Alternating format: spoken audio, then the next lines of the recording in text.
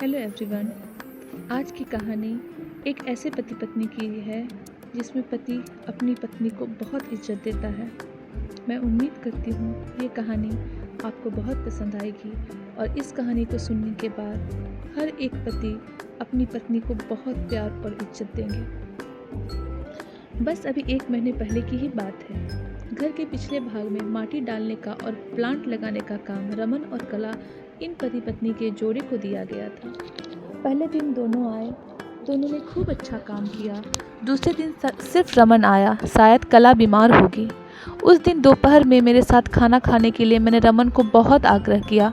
कई बार उससे कहा कि मेरे साथ खाना खा लो, लेकिन वह नहीं माना। वह बोला कला नाराज़ हो जाएगी। मैं बोला, अरे रमन, तुम कितना डरते हो अपनी पत्नी से। उसमें रखा ही क्या है? ना रंग है ना रूप है, फिर क्यों इतना उसके पीछे पीछे भागते हो? वह बोला, कोई फ़र्क नहीं पड़ता साहब, रंग हो या ना हो, रूप हो या ना हो, लेकिन फिर भी वही मुझे जग में सबसे प्यारी लगती है। मैं बोला, तू तो पूरा जोरू का गुलाम लगता है। क्या तुझे अपनी पत्नी के अलावा बाकी रिश्ते महत्वपूर्ण नहीं लगते? उसने शांति से जवाब दिया, देखिए साहब, माँ बाप तो भगवान होते हैं, तो उनकी पूजा करनी चाहिए। भाई बहन का रिश्ता तो जन्मजात होता है और दोस्ती का नाता तो सिर्फ काम या मतलब के लिए होता है और बाकी सारे संबंधी मतलब के लिए ही होते हैं। अब देखिए, जैसे कि आपका और मेरा नाता भी काम और पैसे का है, लेकिन साहब पत्नी हमारी नज़दीकी रिश्तेदार थोड़ी ना है। वह हमारे हर सुख दुख में, हर दिन रात में, हर ऋतु में हमारा साथ देती है। आप मानो या ना मानो, पत्नी सिर्फ एक रिश्ता नहीं, वह तो कई रिश्तों का भंडार है। जब वह हमारी हर इच्छा पूरी करती, जब हमारी देखभाल करती है, हमको लाड लड़ाती है, तब वह किसी माँ की भूमिका निभा रही होती है। जब वह हमें अपने वर्तमान परिस्थिति की समझ देती है और जब हम अपनी कमाई उसके हाथों में ला कर देते हैं, तब हमें विश्वास होता है कि वह उसका सही इस्तेमाल करेगी और हमारे साथ कुछ भी बुरा नहीं होने देगी।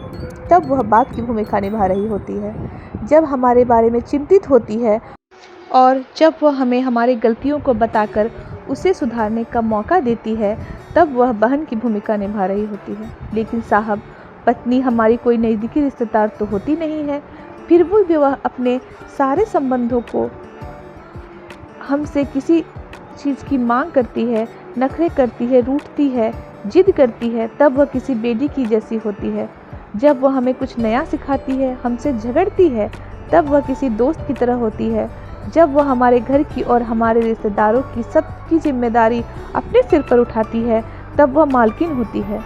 और सबसे ज़रूरी, जब वह सारी दुनिया को और यहाँ तक कि अपने बच्चों को छोड़कर भी जब हमारी बाहों में आती है, तब वह हमारी पत्नी, प्रेमिका, हमारी जान, हमारा श्वास बनती है।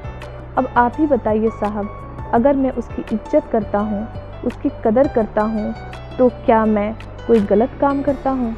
और वैसे भी पत्नी सिर्फ अपने पति के लिए अपना घर छोड़कर अनजाने घर आती है, बाकी रिश्ते तो परिस्थिति के हिसाब से निभा जाती है। देखिए साहब, मैं ज़्यादा पढ़ा लिखा तो नहीं हूँ, लेकिन ज़िंदगी ने मुझे इतना ज़रूर सिखाया है कि रिश्तों का मतलब एक दूसरे की कमियों को निकालना, कमियों को पूरा करना होता है। नहीं तो अगर आप बिना कमियों वाले इंसान को ढूंढने बैठोगे तो ज़िंदगी भर अकेले रह जाओगे। देखिए साहब, बीवी अगर धरती बनकर इतना बोझ उठा सकती है, अपनी तपस्या की अग्नि में तप सकती है, तो पति को भी शांत और उतना ही बड़ा विशाल आसमान की तरह बनना पड़ेगा, जो उसे समय समय पर प्यार की बारिश में भिगोता रहे। ऐसा कहकर रमन जाता हूँ कहकर जाने लगा और मैं उसको पीछे से जाते हुए देखता रहा, बस देखता रहा। आज इस छुटक मजदूरी करने वाले आम इंसान में मुझे बहुत बड़ा उपदेश देने वाला गुरु नज़र आ रहा था। उसकी वो बात कि पत्नी कैसी भी हो, उसको मान देना, उसकी इज्जत करना, देखभाल करना हर विवाहित पुरुष का प्रथम कर्तव्य है। और